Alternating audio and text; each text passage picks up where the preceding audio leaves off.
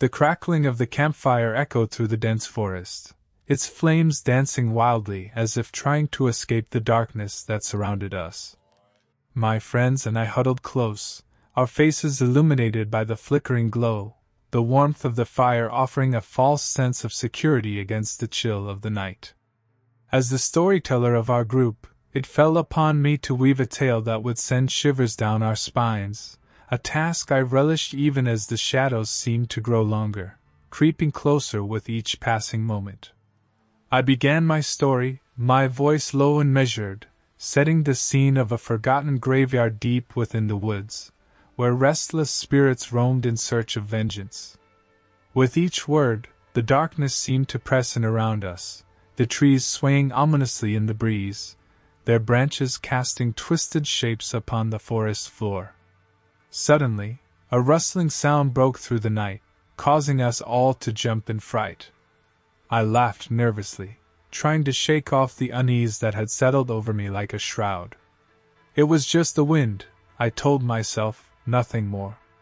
But then, from the depths of the forest, came a low, guttural moan, sending a shiver down my spine. My friends exchanged uneasy glances, their faces pale in the firelight.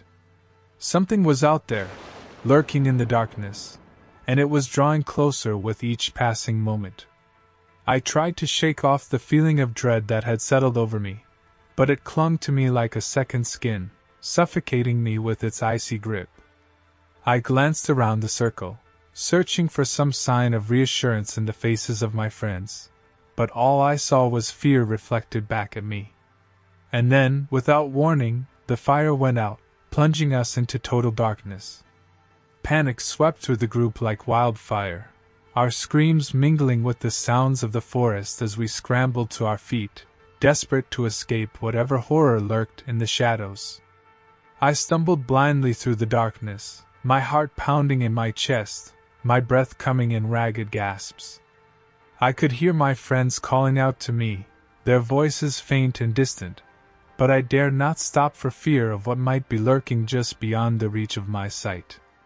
Suddenly, I felt something brush against my leg, cold and clammy, like the touch of a corpse. I screamed and lashed out blindly, my fist connecting with something solid, sending it crashing to the ground with a sickening thud. For a moment, there was silence, broken only by the sound of my ragged breaths. And then, from the darkness, came a chorus of anguished wails, rising up around me like a symphony of the damned. I stumbled backwards, my mind reeling with terror. And then, as if from nowhere, the fire blazed back to life, casting its warm glow upon the clearing once more. But the horror was not over, for in the flickering light of the flames I saw them, the shadows that had haunted my nightmares for as long as I could remember, their twisted forms looming over me like specters of death. I screamed and ran, my friends following close behind, the sound of our footsteps echoing through the night as we fled through the forest, desperate to escape the darkness that threatened to consume us all. And though we eventually made it back to the safety of our camp, the memory of that night would haunt me forever, a chilling reminder of the horrors that lurked in the shadows, waiting to claim us all.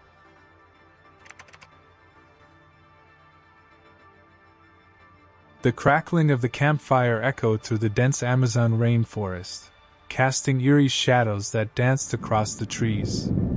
The night was thick with humidity, and the air was heavy with the sounds of insects chirping in the darkness. My friends and I had set up camp deep within the jungle, far from any signs of civilization. As we sat around the fire, swapping stories and laughing, little did we know that something sinister lurked in the shadows, waiting to make itself known. As the night wore on, the fire began to dwindle, casting less light and leaving us feeling vulnerable. The jungle seemed to close in around us, its darkness swallowing up everything in its path. I could sense a growing unease among my friends, a primal fear that seemed to seep into our bones. Suddenly, a rustling sound echoed through the trees, causing us all to freeze in place. We strained our ears, listening intently for any sign of movement. But the jungle remained silent, as if holding its breath, waiting for the perfect moment to strike. Just as we began to relax, a blood-curdling scream pierced the night air, sending shivers down our spines. It sounded human, but there was something primal and otherworldly about it that made my blood run cold. Without a word, we all jumped to our feet, grabbing whatever makeshift weapons we could find. As we scanned the darkness, searching for the source of the scream, I could feel the hairs on the back of my neck standing on end. There was something out there, something lurking in the shadows, watching us with malevolent intent. Suddenly, a figure emerged from the darkness, its features obscured by the flickering light of the dying fire. It moved with an unnatural grace, its movements fluid and predatory. My heart pounded in my chest as I gripped my weapon tighter, ready to defend myself against whatever horror awaited us. But as the figure drew closer, I realized with a sinking feeling that it was not human at all. Its eyes gleamed with a feral light, and its skin was twisted and mottled, like something that had crawled out of the depths of the jungle itself. It let out another bone-chilling scream, and I knew in that moment that we were in the presence of pure evil. With a surge of adrenaline, we sprang into action, fighting for our lives against the monstrous creature that had invaded our camp. The jungle seemed to come alive around us, the trees bending and twisting as if they were possessed by some dark force. But no matter how hard we fought, the creature seemed unstoppable, its strength and ferocity beyond anything we had ever encountered.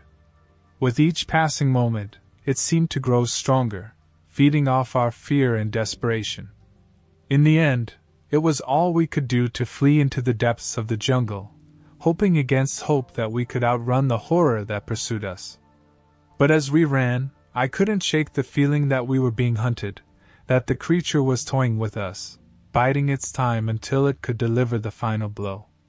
And so, as we vanished into the darkness, the jungle swallowed us whole, leaving behind nothing but the echoes of our screams and the lingering scent of fear.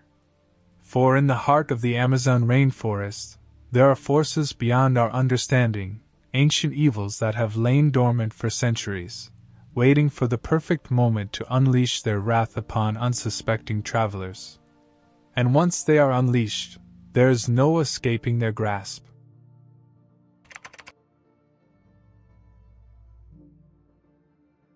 The flickering flames danced in the darkness, casting eerie shadows that seemed to stretch and contort with each gust of wind. My friends and I huddled close around the campfire, the only source of warmth and light in the thick forest. The night was still, the air heavy with the scent of pine and the distant sound of crickets chirping. We had ventured deep into the wilderness for our annual camping trip, seeking adventure and escape from the hustle and bustle of city life. As we roasted marshmallows and shared stories, the atmosphere was jovial and light-hearted. But as the hours passed and the fire dwindled, a sense of unease began to creep into our group. The forest seemed to come alive with unseen whispers and rustlings, and the shadows danced in the corners of our vision, taunting us with their shifting forms. I tried to shake off the feeling of dread that gripped me, chalking it up to my overactive imagination. But when one of my friends suddenly went silent, his eyes wide with fear, I knew that something was terribly wrong. "What's the matter?" I asked, my voice barely a whisper in the stillness of the night. He didn't respond, his gaze fixed on something behind me. I turned slowly, and saw it, a figure lurking in the darkness, its eyes gleaming with a malevolent light. Before I could react, it lunged forward, a grotesque creature with twisted limbs and jagged teeth. I screamed, the sound echoing through the forest as I stumbled backward, tripping over the logs of our campfire. My friends sprang into action, grabbing makeshift weapons and fending off the creature as it attacked with inhuman ferocity. But it was unlike anything we had ever encountered, its movements fluid and unpredictable, its strength far greater than our own.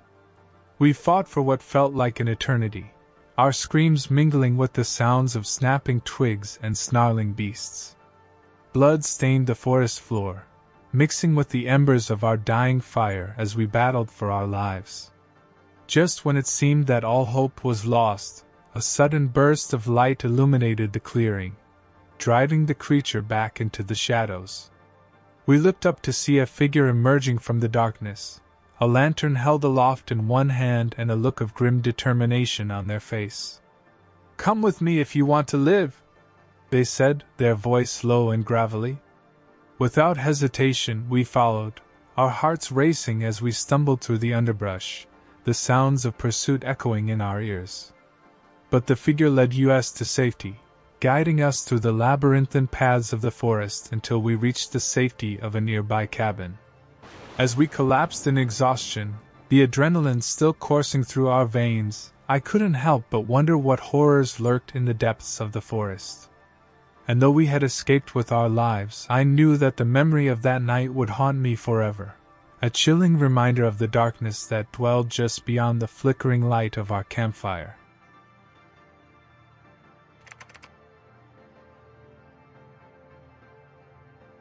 As the crackling flames danced in the darkness, casting eerie shadows across the forest clearing, I couldn't shake the feeling of unease that gnawed at the pit of my stomach. My two friends, Emily and Mike, sat beside me, their faces illuminated by the flickering glow of the campfire. Despite their cheerful chatter and laughter, I couldn't shake the feeling that something was not quite right. We had decided to go on a camping trip to escape the hustle and bustle of city life and reconnect with nature. Little did we know, this adventure would turn into a nightmare none of us could have ever imagined.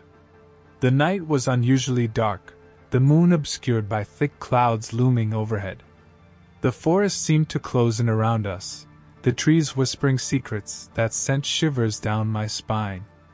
I tried to shake off the feeling of dread, telling myself it was just my imagination running wild. But then, out of the corner of my eye, I saw movement in the darkness.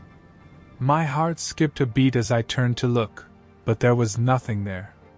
Just the rustling of leaves and the distant hoot of an owl. "Did you guys hear that?" I asked, my voice barely above a whisper. "Hear what?" Emily replied, her brow furrowed in confusion. "I thought I saw something moving out there," I said, my voice trembling slightly.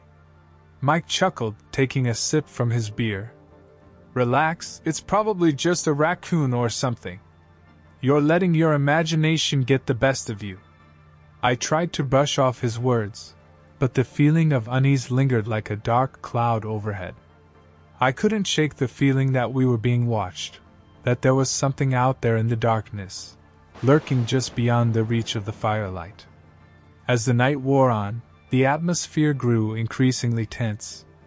We huddled closer to the fire, the flames casting long, twisted shadows that seemed to dance with malevolent intent. I tried to focus on the warmth of the fire, the sound of my friends' laughter, anything to distract myself from the growing sense of dread that threatened to consume me. But then, without warning, the fire suddenly flickered and died, leaving us shrouded in darkness. Panic seized my heart as I fumbled for my flashlight, the beam casting a feeble glow in the blackness. "What happened to the fire?" Emily asked, her voice trembling with fear. "I don't know," Mike replied, his voice tense. "Maybe it was just a gust of wind or something." But even as he spoke, I could sense that he didn't believe his own words. There was something out there, something lurking in the darkness, waiting for the perfect moment to strike. We huddled together, as we listened to the eerie silence that enveloped us. And then, just as suddenly as it had gone out, the fire roared back to life, casting a brilliant glow that chased away the shadows. But the relief was short-lived, as we soon realized that we were no longer alone. Standing at the edge of the clearing, just beyond the reach of the firelight, was a figure cloaked in darkness.